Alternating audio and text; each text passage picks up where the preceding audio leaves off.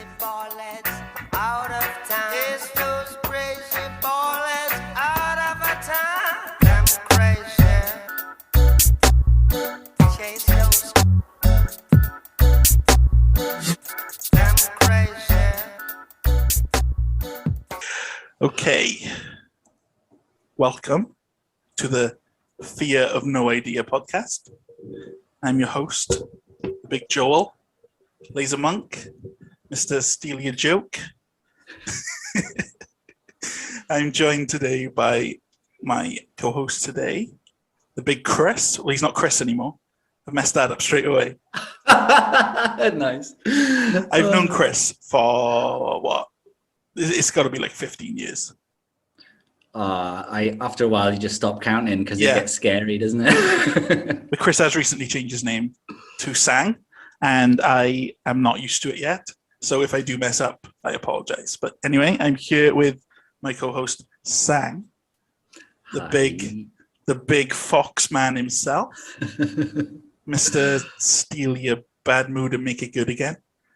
I like that. Yeah, this is what you do. You're very good at it. Today on The Fear of No Idea, we are going to talk about creative influences and motivation and anything and everything that comes to mind, really. It's just a little catch up with my mate as well, because it's been a while. Yeah. And we're not just friends, we are also bandmates.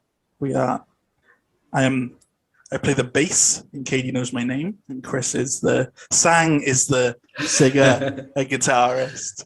We need like a little clicker each everything. time. I know, little Chris clicker. I will get used to it.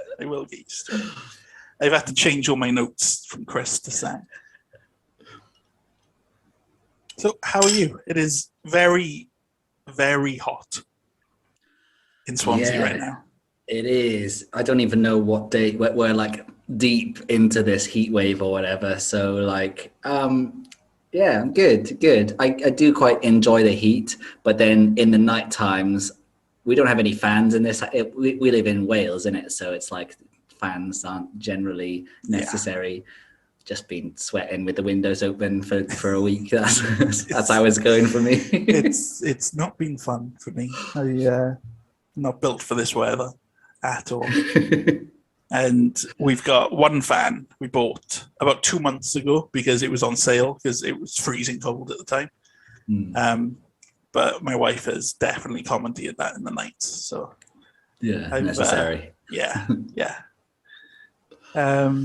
So yeah, I want to talk about you first of all. Oh, okay. I want to talk about what I know musically. Your creative influences at first were things like NoFX, punk bands, Chili Peppers. Yeah. But what about these days? Where do you get your visions from? Your creative energy? Because you're great with music. You're great with you're great with your hands. You like making things and fixing things and. There's a lot that goes on in the Fox workshop. Yeah. Well, these days, like, don't get me wrong, I still am into all my sort of punk stuff. That was like a really good. I still draw inspiration from those streams, Since getting together with my partner, though, she's really kind of switched me on to a lot of like current stuff, which I think I had like a bit of a snobbiness, like I'm hesitant to admit now. I definitely can see it now looking back into the past. I was like, oh, but I like this and I like that. Yeah. And that's what I like. So I was a bit like, oh, I don't know about like, proper, like bubblegum pop, like pop, Yeah. Yeah, but so these days I'm much more open to, like, for example, I quite like a bit of Doja Cat. I think it's just like no secret now. I'm like deep into like my Doja Cat. It is hard to get a conversation with you which doesn't involve Doja. She's got it all though. And I can like, I think she kind of started with kind of like doing a lot of stuff herself and like kind of building it up that way. She was a big songwriter, wasn't she, as well? Yeah. She would produce her own stuff and just like mess around. So like, I don't know, like kind of like I get quite a bit of inspiration from like seeing her journey and how she kind of does things, but not just exclusively Doja. It's like I'm just like, I'll pretty much listen to anything, but like I think a lot of pop lately, and maybe not. I think pop is a bit of a weird term as well, actually, because now in this era, pop is mainly like comes from the hip hop kind of way. Yeah, I think we've moved through. I don't know, things work in cycles, don't they? But I think for quite a while, the pop scene was very rock influenced. Yeah, 100%. Especially with festivals when they were so huge, and I think now it's more hip hop based with pop. Yeah, for sure. Which is great. But outside of music, you've got you're very faithful. You're into your Hare Krishna. Yeah. I was like faithful. What do you? Yeah, it's like he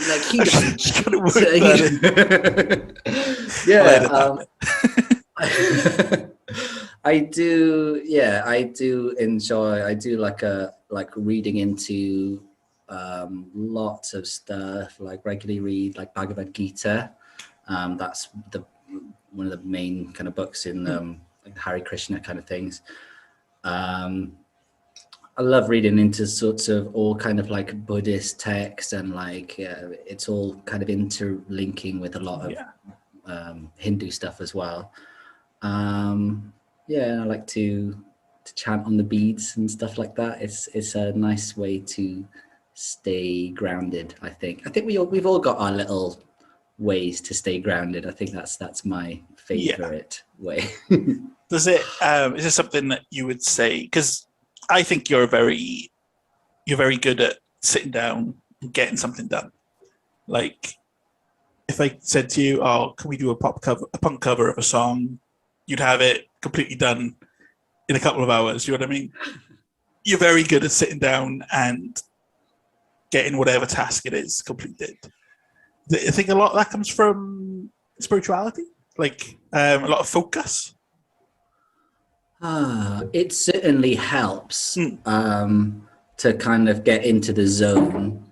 I still do sometimes. It'll be a little bit difficult to kind of get into the zone if there's like, I don't know, like a lot of stuff going on in like, personal stuff, or if I had a difficult day at work, I might, you're sitting there or in whatever your space is, and then when you're just like, if I start now, it would be forcing it. Yeah. Do you ever get that?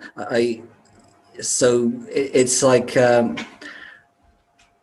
I guess I've learned to kind of work with the flow of things. Like, for example, if we're doing like a pop cover or something like that, I'll try to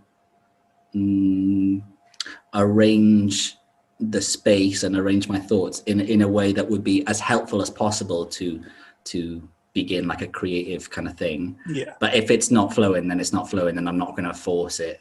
Yeah. So I think part of it is like, getting it done and knowing the process. And then there's also that other part of it that's like knowing when the time is right and knowing when to say, oh, maybe not right now, or maybe not today. But you know what I mean? It's one of those, we've all got the same 24 hours.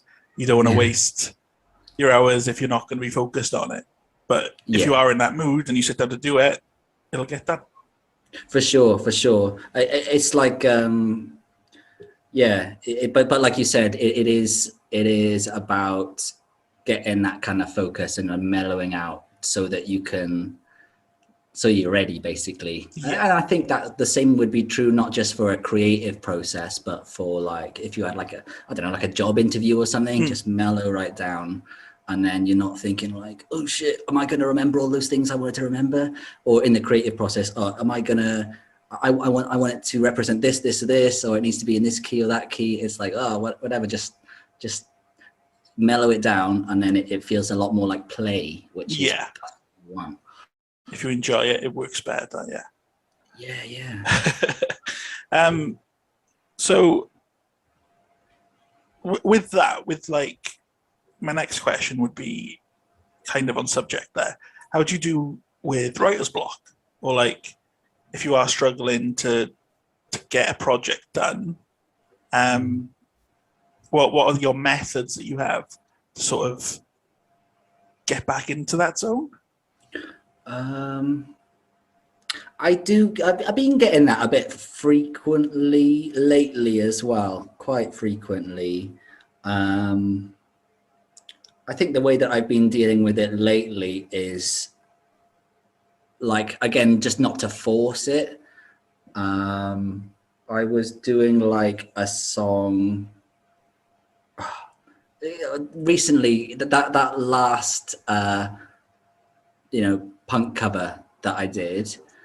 I was like, oh, this idea, like, oh, and I just wanted to kind of get it out and finished, but then it ended up being not like, it checked a lot of boxes, theoretical boxes in my head, and then when I came back to it and listened to it, and I was like, oh, that's not actually what I wanted. But then I didn't know how to get it to be the way that I wanted, and it was like, I don't know, it wasn't like wrecking me, like, oh my god, it's the end of the world, but I was just like, oh shit, like, that's really not, how do I like build off that? I left it for a little while, and then as soon as I stopped, like, as soon as I took my foot off the gas, I was like, and actually talking to Cash as well, my partner, she is great. This is great for any sort of creative person, as somebody else, just bounce it by somebody else, especially if they're not super duper into that thing. Not that Cash isn't, because she really enjoys a lot of the stuff that we do. But it's great to have somebody objective. If you've got anything, like, if you've made a start, and then you find like, shit, it's writer's block, or a complete, void, the void hits you. Just talk about it to somebody, innit? Like, you'll usually have a kind of vague idea of what you want. I want this thing to be like really motivating, uplifting kind of song, or like a really punky kind of like thrashy kind of song. And then you'll find that as you're translating that from the abstract, you have to put it into language now. So you translate it one way into language, you speak it to the other person, and it's almost like, whether or not they've got any fantastic advice to say, oh, you could try doing this and this and this, they might just be like, oh, sucks. But you've translated it from the abstract into words. You're like, this is what I want. So now at least you know what you want, and that's better than nothing, I think. It works for me. Fresh eyes and fresh ears are great. I remember reading before, quite similar to that, when coders, when they're typing their code away and something's not working and they don't know how to fix it or where to start looking, they got this, they have a rubber duck that sits in front of their screen, and they'll just talk to the rubber duck, tell the rubber duck what they want to happen, what they've done, and then by explaining it, even to just some inanimate object, they work it out themselves. So wow, it's that sort of thing, I suppose. But having someone to bounce those ideas off is obviously a lot better than a rubber duck. So well, I mean, depends on the person and depends on the duck. Definitely depends on the duck. A few creative ducks in my time, let me tell you. They had some good advice. They did. They're proper, just virtuosos in their field. So apart from the 3 bands that you're in, you've got your solo project, World versus World, Katie Knows My Name. Are there any more I'm thinking of? You've got a finger in many pies. There was a time when I was really just crazy for like, I want to do all this stuff at this, like, that was a good while. That was a good few years ago. I think I'm more mellow now. I'm pretty sure those are the primary projects that I would say I invest like significant time and maybe not just time, but energy. Yeah, that's probably the best way. I do little bits and bobs on the side. I've got a friend of mine who's like a producer. He makes like hip hop instrumentals, and every now and again he'll have like a track that he wants like a bass on or a guitar on. So I'll do like session work, throws a couple of quid my way. It's good. And that's really lush as well, just to have a little project to, you can focus in on a little while, and you get that, that feeling when you complete something and there's like that feeling of completion. You're like, oh yeah, I get like, it's like an endorphin hit. Yeah. So that's a nice source of endorphins for myself. That's it, that facts right there. That's the endorphin hit when you completed something is what we're all in search of, I suppose. You know what? Yeah, and that's actually making me think of your question about writer's block. If you're struggling with writer's block, you probably find that you haven't had one of those endorphin hits in a little while, and maybe you're starting to lose the faith of like, oh, maybe I'll never finish. Maybe I'll have to abandon this project. Make yourself a little achievable chunk. Just create like make yourself an easy target, so you can hit the target, and then like you've done. That's just break everything up into easy targets. It's obviously not as easier said than done, but if you find yourself in a deficit of endorphins, then just like, well, maybe I'll just write a hook. Maybe I'll just write a couple of rhyming pairs or like a rhyming words, and then you get your little hit, and then you're like, oh, it's actually, every project is made up of step, and you get to the top at the end. Yeah. That's a great way to look at it. It's something I definitely struggle with, is breaking it up into those smaller pieces. I think big too much. I will think of a project in my head, and I'll be 1 year down the line with it before I've even started. And then I get too over encumbered by the thoughts of what I'm going to do in this whole year that I end up not even starting it. It's definitely a big problem. And one of the main reasons I wanted to start this podcast, really, it's proof and something I can look on and say to the world, I'm going to do this. And if I don't do it, then I'm held accountable. That it is something that gets it out of there, because fear of no idea in itself is a great idea of, I'm scared of failing, I suppose. I'm scared of what's the other side of starting a project. Yeah. But also when you break fear of no idea down into its little first letters, a little anagram. Is that the word? I don't know, not anagram. It's just FONI, right? Oh yeah. Phony, because I have that whole, what's the phrase, when I just don't feel like I belong somewhere? Imposter syndrome. Imposter, yeah. It's definitely something I suffer with whatever project I'm doing. Very, never feel like I quite belong somewhere. But anyway, I will get to that in a second. I just wanted to say, with the 4 music projects that you work on, as well as working for the NHS, serving the people of Swansea in the market, slinging the falafels, as well as holding down a great relationship with Cash. You're a very busy man, and even though we all have the same 24 hours in a day, sometimes it feels like you have about 48 because you're doing so much. And it's really inspiring, and it's definitely I get a lot of creative influence from you and from what you managed to get done, even though you've got so much to do. And it's definitely something that I grasp onto when I'm struggling to get something done. I'm like, well, what would Chris do? Not Chris, Sang. Oh, yeah, another one. Counter. Yeah. There'll be a counter. Thanks for saying that, man. That's it's true. You've always been someone that's inspired me since we were kids. You've always been very good at your craft, no matter what it is, and you should be proud of yourself. So I was listening to another podcast the other day, similar to this, what we were just talking about with the fear of what's on the other side. And they were giving the main reasons that you don't start a project, right? They had, the main ones I want to focus on is the fear of ignorance. It's hard to admit you don't know something.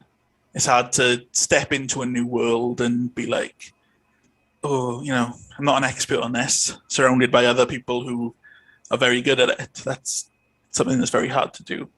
Yeah. Fear of investing your time into something that's going to fail. Fear of investing your money into something that's going to fail. Fear of embarrassment and failing, I suppose. Those were the main things I took from it. And I think if a lot of us could get rid of those fears, we'd have so much to do. Oh, man, yeah. Because I've got so many projects sort of that I've maybe dipped my toe into the water with, or I've never seen the light of day. And it's all because it's the fear. It's something I just can't get over, and it's something I want to try and fix, really. It's a process, though, isn't it? You were saying just a moment ago about that. Even this, this podcast that we're in right now, you're doing it. Like this is you doing the. So it's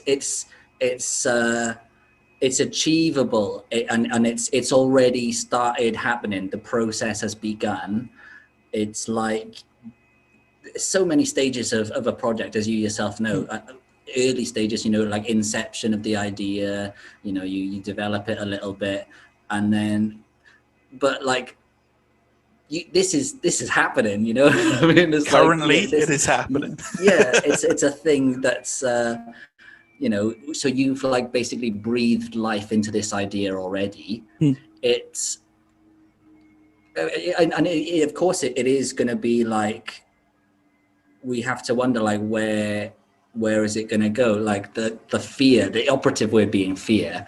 And it's and I think as people we're kind of a little bit afraid of the word fear as well, because it's it implies maybe a weakness. It implies we don't have it all together, But when you think about it, how are we supposed to know? How do we know how this podcast is going to go, or a month from now, a year from now? I think a lot of the fear comes from what you think other people are going to think of you. Yeah. Whereas most of the time, no one's really watching. Nobody cares as much as you do, I suppose. Which is pretty scary. I mean, as we're doing this now, we're probably both. We've really kind of literally got the camera on ourselves, but our own kind of internal camera, where right now I'm thinking about what I want to say. I want to be clear. I want to get my points understood, but I also don't want to step out of my experience, or I don't want to step out of my role and say, oh, people should do this to get rid of that project, as if I'm some complete being with all of the answers, where we don't. I don't know. I don't know what it's going to be like. I can only tell you about my experiences, and like vice versa. And I think that's the beauty of this particular project, is to, you know, you've given us like a nice kind of safe, I don't want to say arena, maybe not arena, just a space. It's a damn arena, Sang. It's a damn like, arena. all the lions are coming in and stuff, and you know, and and it's just a good place, and it's a nice environment for us to kind of explore these things. And in so doing, I've got a funny feeling that, not that it wasn't completely intended to begin with, but you know, we're going to find out why we behave these ways, and like, more importantly, how do we work with that? And if we've got a problem with to realize our projects, to make them real, if there are, then it's like, how do we remedy that, and how do we work with that? And so I love it. I think this is a great idea, and I'm really excited to see you getting other people on here, because it's a great idea, man. I'm pumped. I want to talk to successful people and see why they're successful, you know? I don't know why you got me on. You're the only one who answered the text. But yeah, that is it really. And I think a lot of what you have to look at is what you define as successful. Because like with this podcast, I don't really care if anyone's watching. I'm more focused on, can I do 5 episodes? Can I do 10 episodes? Yeah. That's where I struggle. I start something and then I find a new shiny object to go look at. I know the feeling, yeah. It's something I found with a lot of my creative friends. We all have in common. It's hard to focus on that one stream, that one avenue, and you get sidetracked by so many things. And it's something I'm trying to work on at the moment. Trying to get this one project, focus on it. Maybe, what should we call success? I say 7 episodes. If I can do 7 episodes, it's a success. Yeah. When you think, I've been trying to do this for a year. And I've only now getting to the point where I'm like, I can do it. So I'm going to stick with it.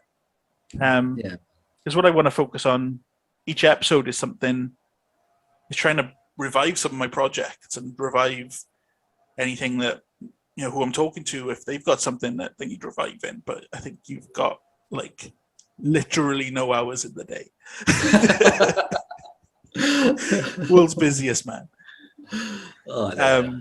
Something I do want to work on over the next week, something that we've actually talked about before, was making music for like background music. Oh yeah. So what I saw the other day, I get advertised a lot of these how to get rich, how to get side hustles going, all these sort of videos. And the one I saw was about making background music. And it's got to be no samples or anything like that. Nothing that can get it flagged. Yeah. And you upload a load of it to Spotify, a load of it to YouTube, and just once it's on there, you just get that ad revenue when people start using it. And that's something I want to start. That's the one thing I'm going to focus on now, once I've got this next podcast up, is to try a bit of that. I want to see if it works. Yeah. They were like, you could do it so quickly. You just download some rain noise and then download a video of rain hitting the window, loop it for 10 hours, check it on YouTube, and you'll make millions in a year. That's what they say. And it's like, I don't think so. But I think having my project I'm going to focus on is that. I'm going to make music, I'm going to put it on YouTube. And by the next episode, hopefully, I will have some on. That is the goal of the week, as well as editing this. Yeah. But yeah, that's what I'm going to try and focus on. That's a really nice project.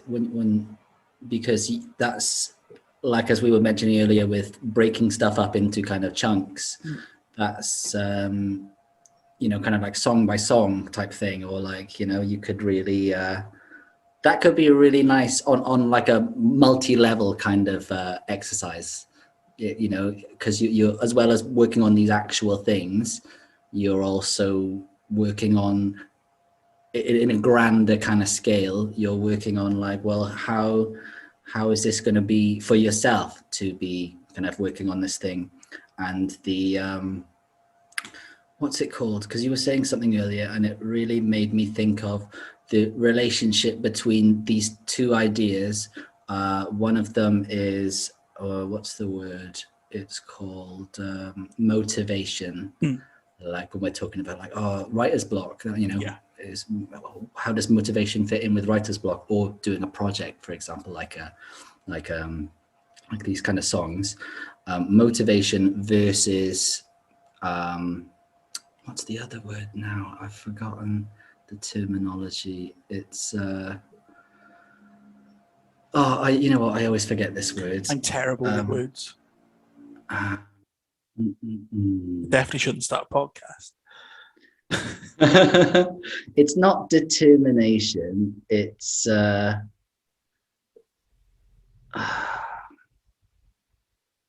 I'll just explain it with more words. That'll be better. So motivation is like, oh, I'm really pumped up to do like some music. I'm feeling really musical today. I'm going to like use that motivation, whatever. It's like, you didn't work for that motivation. It's like, it's just, you're in the flow, basically. Yeah. Motivation, you know, you can take advantage of motivation. You can't manifest motivation though. You can't, I'm going to make myself motivated. I don't think it works like that personally. Absolutely not. But if you're making efforts in a different kind of way, for like a repeated, more deterministic kind of thing, for example, okay, I'm going to set aside X amount of minutes to do this or whatever, or X amount of time a day for this particular activity. That's regardless of motivation, you know, kind of like brushing your teeth or whatever. It's like that's the thing that's going to happen. I've scheduled it. So whatever. So you've got this time set aside. Oh man, the word still eludes me, but it doesn't really matter. But like that, so that's two different types. You could work in the flow, of which you have no control. You can't turn on the flow on and off. I'm not like a freestyle rapper. They can turn the flow on. I don't have access to that. Got it. I wish I could. But then if you're like, okay, but I'm gonna 10 minutes every day. Well, that's not very much actually. 30 minutes every day, you know, like get into the musical zone, sit in your place, you know, if you've got a place for doing whatever project it is, art, music, whatever, get into your place, which will help you get into your zone. And then if you don't achieve that much in your 30 minutes, well, you tried for 30 minutes, you know, next day, different, you know, next day. It's just like sticking with it. I think that's the core of it. You could like go with the flow, no control over that. Stick with it though, stick with it. Maybe you won't be in the flow, maybe only some of the time you'll be in the flow, but it's like you're making a repeated effort and you're creating this environment where eventually you'll be like, you go into your space, your creative space, and then just by going into your creative space, you'll be like, well, I feel more creative now, because that's the place and that's the time when the creativity is happening. Yeah. I feel like I've been speaking for ages now. I'm so sorry. No, if you're persistent with learning, then if you're persistent with learning your craft, then once you have that motivation to do it and you've got all the tools there, it's not a chore then. It's something you're actually going to enjoy doing, and you take out all the setup out of it. You know? But yeah. I saw a quote the other day which definitely rings true now. It's like, content is never a problem if you are active in your craft. And that is it. It is persistence and sticking to learning, and that helps you in the long run, even when you want to try new things. Like if I want to sit down and write these songs for background music, it's not something that I'm going to be attached to in my heart. It's not going to be songs that I'm going to fall in love with. They're going to be songs for people to play in the background. But by sitting down and writing those, I'm going to learn more about how to record. I'm going to learn more techniques. And that's something I can apply then to when I want to do something for myself. Totally. You'll. It's just doing it. It's just doing it, and that creating. We're like humans. We love patterns. We are obsessed with patterns. Everything is patterns to us. By creating that daily or weekly or however frequently, your choice of getting into the creative thing, you create the pattern for yourself. It's going to feel like a bit of a chore at first with everything, but then it's like a muscle memory. Then it gets easier each time. As you know, I went to college. After I left school, I went to college, did a 2-year course in music technology, and I've been like on and off using digital audio workspaces and microphone, all that fun stuff since then. And I left in 2009. That's like a while ago now. About 2 weeks ago, I taught myself how to sidechain compress in that time, but how did I end up doing that? It was because I started to realize, I'm using my audio workstation. I'm like going into this space quite frequently.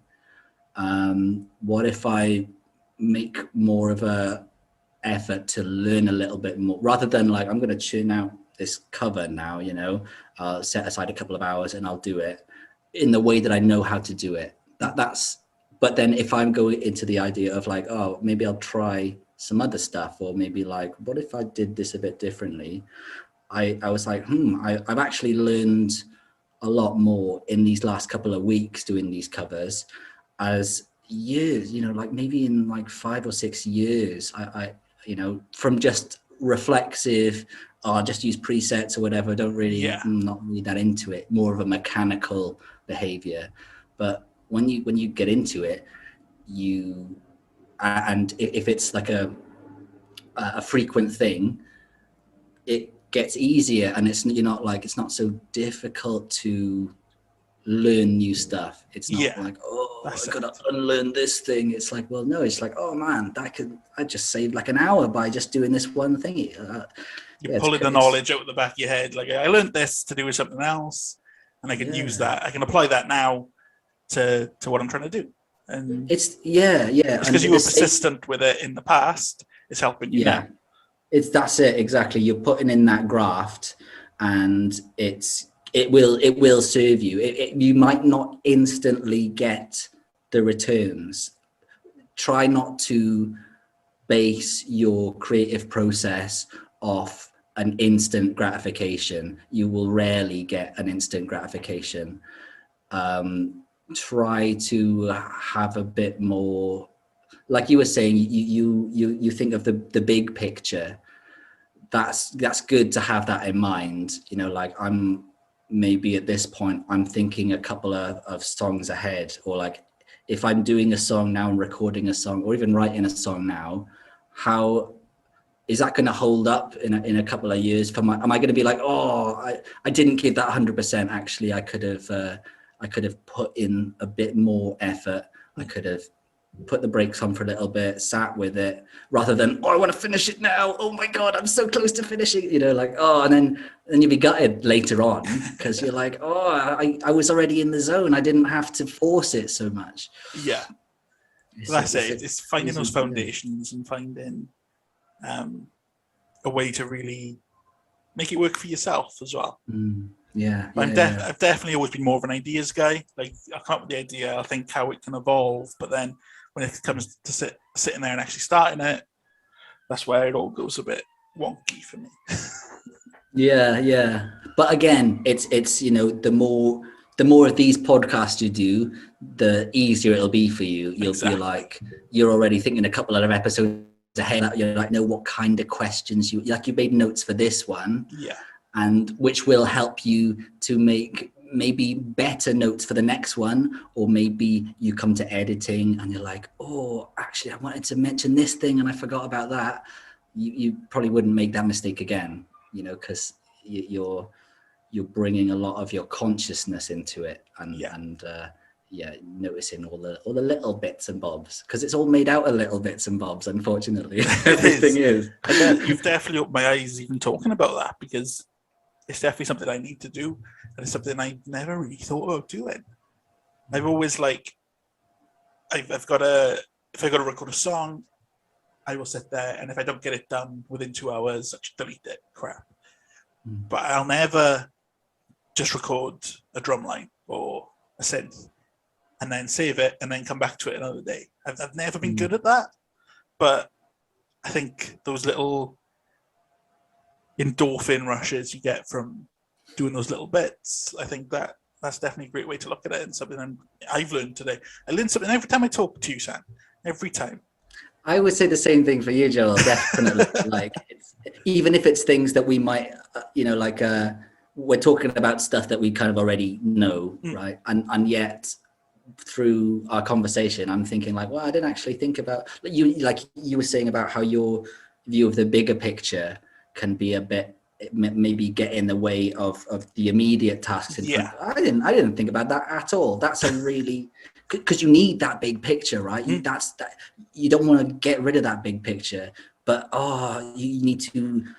It's difficult to balance them to get, when you've got such a propensity, you've got this muscly arm. This arm's really strong, and I don't really use the other one. Don't forget, but you need them both to lift something up evenly. You need it to be balanced on both sides. 100%. Yeah, it's right there. But easier said than done, right?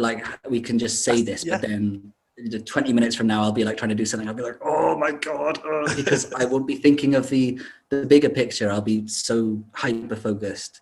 It's difficult to spread that awareness and that consciousness across. I think that's a universal issue for everybody. I think. I mean, I can't think of a better way for me to build those skills than to talk to my most creative friends and pick their brains about it, their brains about how they've succeeded with things.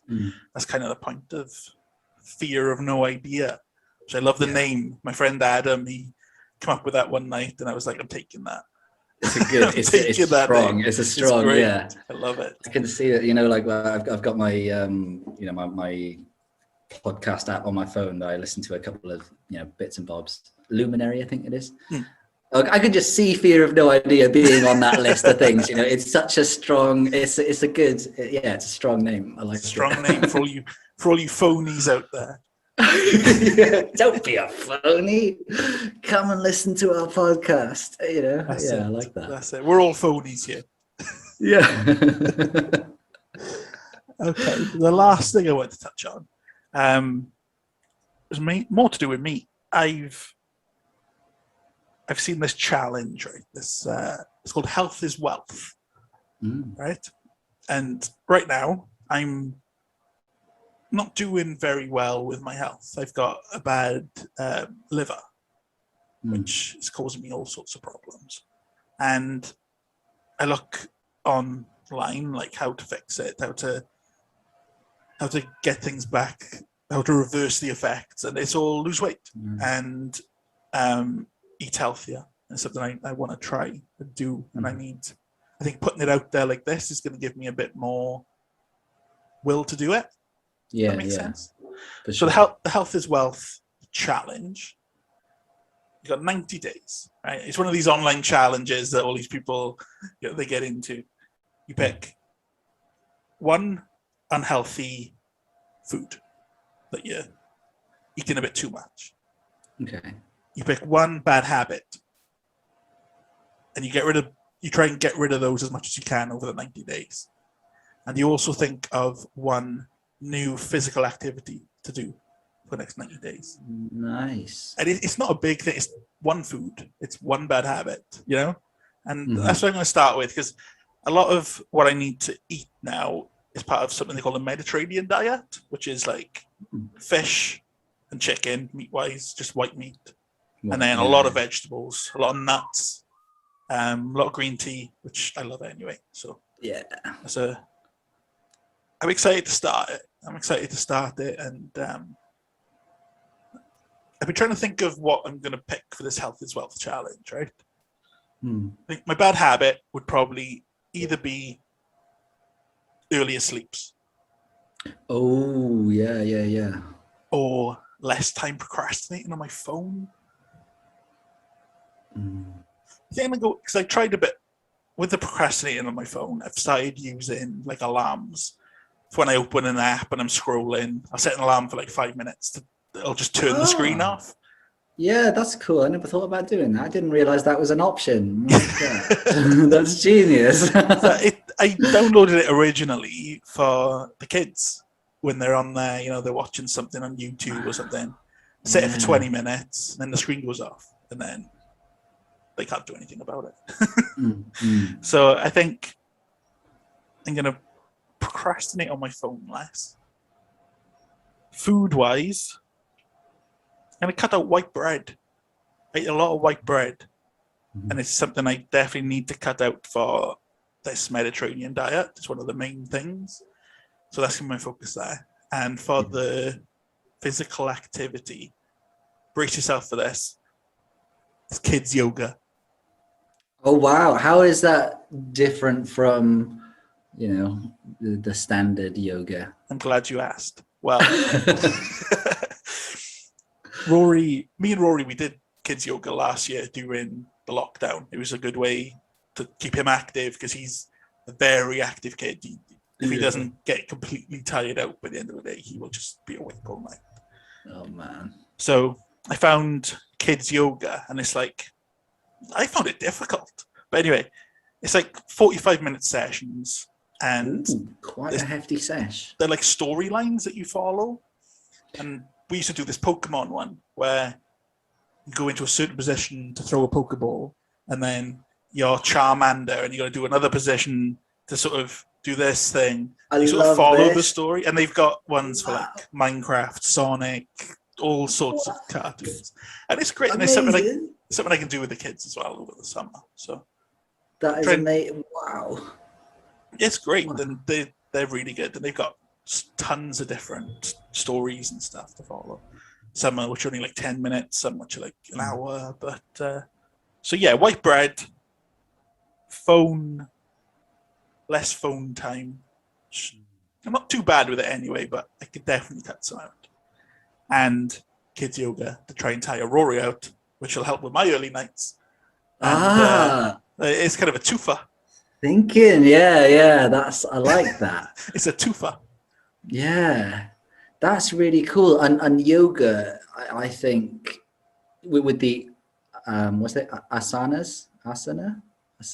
I'm not sure where the thingy emphasis is in that word. I'm not sure, but because that's like a whole body thing, isn't it? So that would be, that's rather than like, if you're just doing sit-ups or something, or press-ups, still good, but like yoga is like definitely a entire body thing. Yeah, that's a really cool. I'm into that. So 90 days for like these three kind of aspects. Yeah, so just trying to focus on those three things over 90 days. Just trying to do the yoga as maybe once a day, cut out the white bread, and kind of be mentally aware of how much time I'm spending on my phone. Yeah, I think over 90 days you kind of get into a habit with that then. I think I have read somewhere, I don't know, it could be anywhere, but like 90 days, yeah, probably. Spray painted on a wall somewhere. that like the 3-month mark, that's like a solid, if you're trying to build a habit for anything, you do it every day for 3 months, it's down apparently.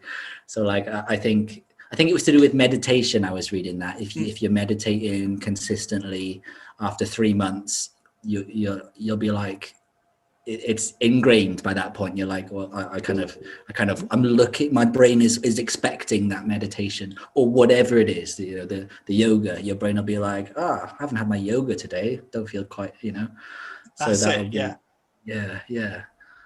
Sweet. But yeah, that's definitely something I'm gonna focus on. With the bread thing, it's definitely been the thing I eat the most. I eat a lot of white bread, and I'm going to have to have a big diet change anyway with the problems with my liver. Yeah. So I'm hoping to fill up on a lot of veggies, a lot of white meat, where I won't need the bread. Yeah. I think the problem with changing up a diet is if you jump into it and try and do everything at once, it's a lot harder. Yeah. It's totally like we were saying before with the little steps, trying to break down little steps. We've interlinked there. Yeah, I love it. It's the MCU. We've interlinked. The circle is complete. You're totally right. If you jump in too deep, you're gonna and you fail once. Oh my god, you'll feel like crap, and you'll be like, screw that. Like that was too much. But so, what you're describing to me sounds like you're really maximizing your chances. You're giving yourself the best opportunity for success, and that's a beautiful thing. But it's also an art form. It's maybe not. It might be counterintuitive in some instances to step, slowly ease yourself in, rather than like, I'm going vegan, like just straight going from like a full meat to vegan. Oh man, if anybody can do that, like fair dues, but it's that's extreme, like any kind of extreme jump. Or I'm going from not exercising a day to like 2 hours at the gym every day or something after work. You must be crazy. Your body can't, in the same way that your body would be like, I can't handle that, that's too much. We have to assume the same thing in the mental space when we're like thinking about diets and stuff. There's a lot of framework that we've built up over years. I mean, with things like diet, it would be years and years, and we want to be gentle as we we try different things. We got to be kind to ourselves as well. Say like one day, you're out and about and like, I don't know, like it's quicker to like grab a sandwich for something and it's white bread and you're like, oh, but there weren't any other choices. You can forgive yourself. There's no like, oh, Joel, you can't. You said that 90 days. It's like, oh, you're allowed. We're humans at the end of the day, and it's like it's a process. It's a process. We're like working towards the end goal, which is to be healthier. How are you going to be healthier if you're like beating yourself up about it all the time? Like, yeah, I really like this. The idea. It's exciting. Yeah, the fear of no idea. I've always had quite a bad relationship with food, and I've never had much control over what I eat. Like, I just grab and eat. I've never really thought about it, which has led to a very bad liver, because I'm struggling to grip things, and I have for like 2 or 3 years now. Like, when I'm trying to do a garden or I'm trying to do anything, I can't hold things for too long. And I went to the doctor, and he sent me for blood tests, and he asked me if I was an alcoholic. I don't drink. He straight came out with, you an alcoholic? Wow. I don't drink. I very rarely drink. And he said, your liver is like a very long and a tough alcoholic's liver.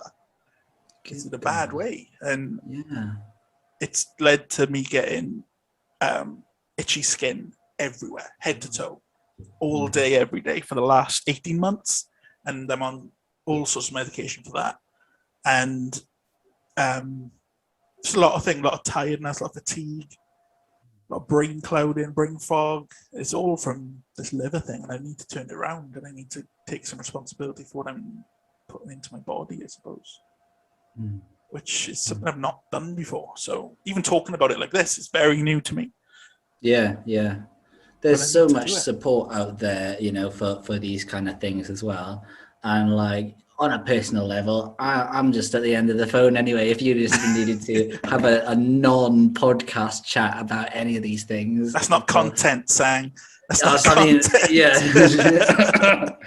Oh man, it's like, yeah, it's adult life, isn't it? Like what these, just life throws you stuff like this, and like, I mean, we got to deal with it, and there's no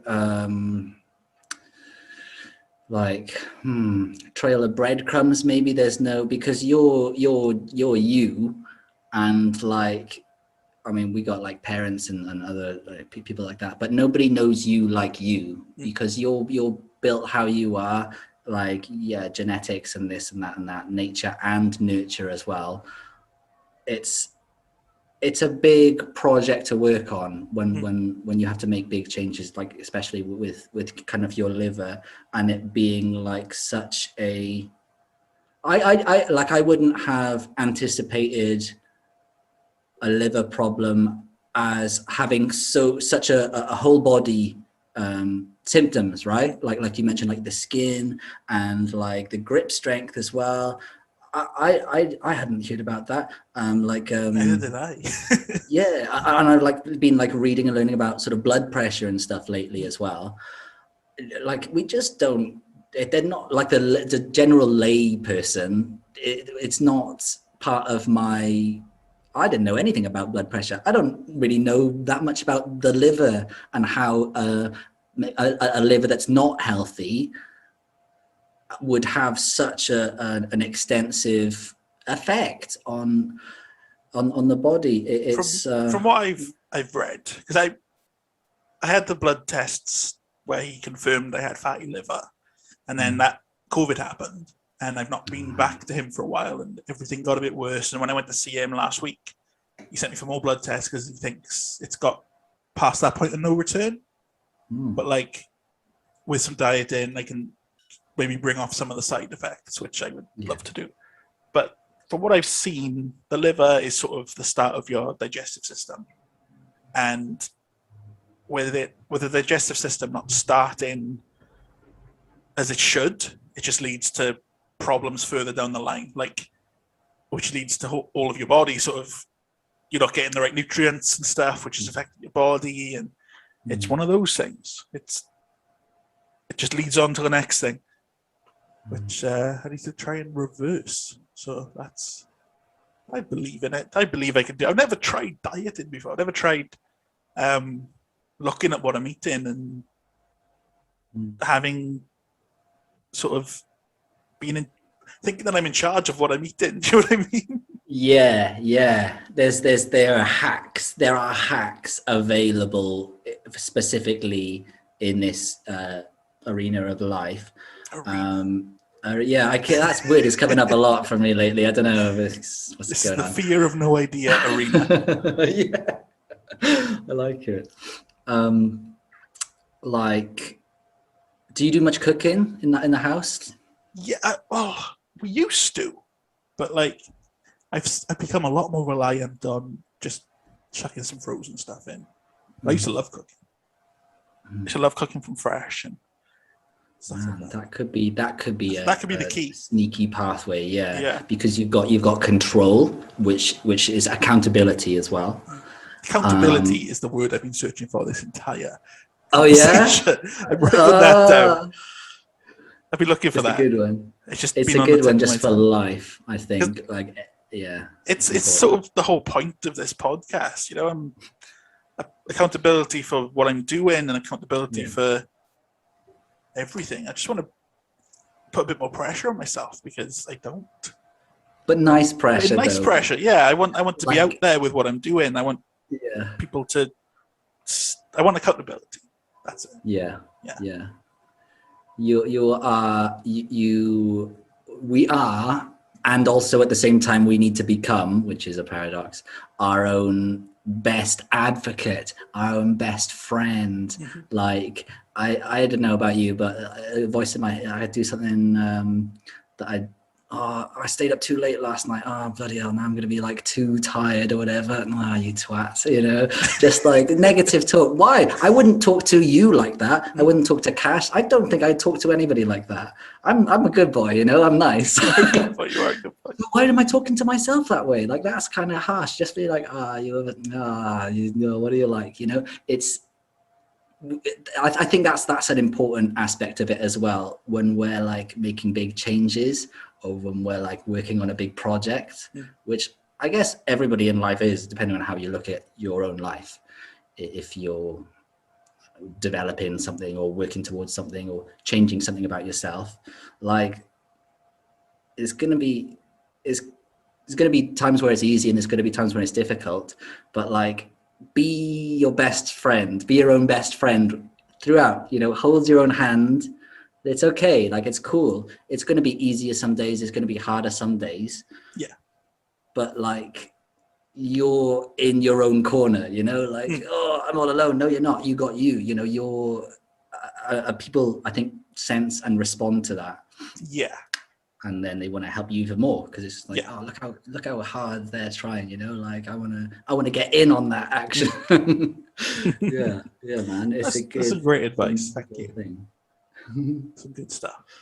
But yeah, it's not just accountability for me. It's I want to teach my kids. I don't want my kids to learn my eating habits.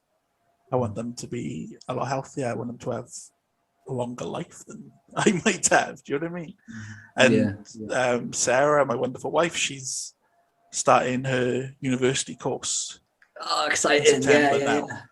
So I need to be good at keeping the fort. Do you know what I mean? And I need to be there for her. I need to be there for the kids, and I need to be healthier to do that. I think physically and mentally. So let's get it done. Isn't it? Yeah. And you will, you know, it's like it started, the process has started, just like these podcasts, when you're thinking like, I wanted to do this for a year. Well, here it is, motherfucker. You know, it's just like, here it is. Here it's right now. It's right now. And your journey, it looks like you're already walking on the path because you started it. You've had the ideas. We're having this conversation right now. It's happening. You're doing it. You know, you're Sarah, your kids, they're there, they're right there with you.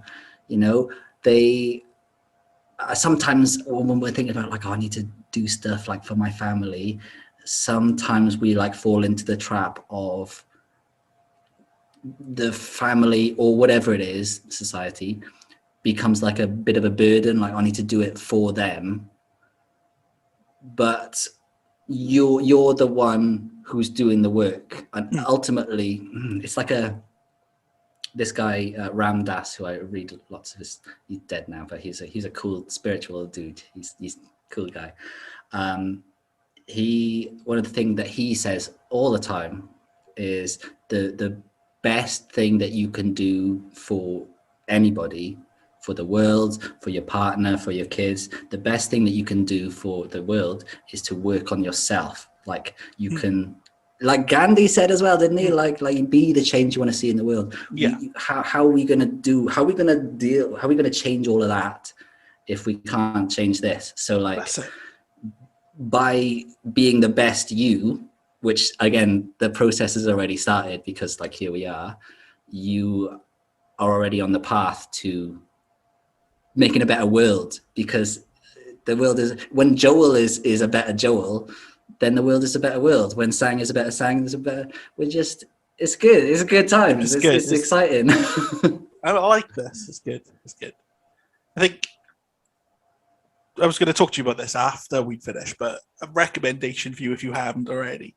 We were just talking about Gandhi and other sort of influential people. Have you ever watched the videos or talkings of J. Krishnamurti? Yeah, I've seen a couple of little, not like any full lectures, but like, yeah, that's the crisscrosses through a lot of the stuff that I read. Krishnamurti did, yeah. He's got he's passed away, but there's a YouTube channel where they upload every speech he's done, and they're just great. I think you'd really enjoy them. And another recommendation, I don't know if you've ever read the RZA from Wu-Tang Clan, his books. Oh, he's got books. I didn't know He's that. got the Tao of Wu. Yo. It's basically, he talks about his life, but he interflows it with his Buddhist side, because he's very into Taoism and Buddhism. The whole book is like, it blew my mind, because it managed to teach me a lot about Buddhism, but also learning about the Wu-Tang Clan, which I love. So, yeah. There's two of them, and I think you'd really like them. Yeah, damn right. I love a bit of the Wu. So yeah, I mean, yeah, I like all of those things. I'm gonna get into that. Great. It's just, he'll talk about like how he was living with his uncle who was a criminal, and he's trying to drag him into criminal activities. And then he just starts talking about these Buddhist teachings he learned, which are very similar to it, and how that they intersect with him. And it's fantastic. I think you'd really like it. Yeah. As soon as we're talking about influences, I thought I'd throw them two at you, because I feel good crisp is a better world, like we just said. Yeah. Too right. Shall we call it a day there? Yeah, sounds good. Sounds good. Okay, What's the? Yeah, I haven't been keeping track of the time. I hope it's not like too long. No, that's great. Thank you for doing this, and thanks for having me. It's been lush. I want to get James on, the other KD member, and I would like to do one with the three of us as well. Oh, that'd be cool. Yeah. All the music, all the KD stuff, and because James is so successful, I'd love to talk to him about all the things he does. Yeah. When we're talking about personal development and personal journeys, James is up there for me. I don't know. He's probably, if you listen, it doesn't matter if he hears this. It sounds a bit too but I've gone through some ups and downs between James. I went to school with James, in comp and stuff. And bands and stuff after school and blah blah blah. There were a period of quite a few years where I was kind of in and out of contact with him. And to be fair, he never gave up on the old Sang. He just same as you, Joel. You're like there's some people, and you just oh, that's a special one. That's a really cool. And just a gem. He would be great to have just like one-on-one. You and James would be. I'll watch that episode. Not that I'm not going to watch them all anyway, but with this. Yeah. What I like with people like that, I like to describe them as the people that put a fire in my belly. You talk to them and they inspire you, even just by being themselves, just by being your friend. Yeah. And they make you believe in yourself. And James is good at that, as are you. That's why I keep you close. Yeah, damn right. But yeah, thank you for coming on. Oh, thanks for having me. And we'll see you again soon, I'm sure. Yeah. Enjoy the rest of the heat wave. I will. Yeah, well, I'll try. We'll see. Clothes are coming off after this. I just need to be find a cold spot on the floor and just like that. As for the Fear of No Idea Patreon. OnlyFans. Only phony. Only. Oh yeah, just a side stream, bit of extra revenue on the side, yeah, that's my next project. Nobody would pay. Watch this space. Nobody would pay. Maybe after the Health is Wealth challenge, we'd be in a better place to show off my boobs then. Anyway, great talking to you, man. You too. I'll see you soon. Ta-ra.